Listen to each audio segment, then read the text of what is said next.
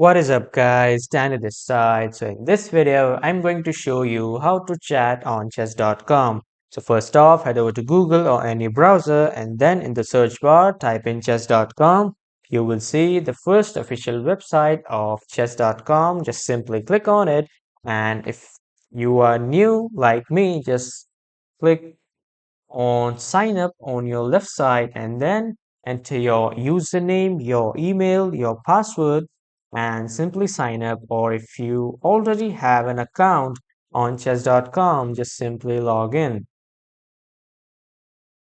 So after login or signing in, you just simply click on play online, and then as you can see, I have started my online match.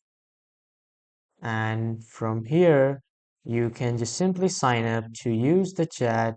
I am actually facing an error while signing up, so that's why it's showing this. But if you successfully sign up with chess.com, you can use this chat option here, and then you can chat on chess.com while playing your game. So this is how you can chat on chess.com. That's all for this video, guys. Thank you everyone for watching.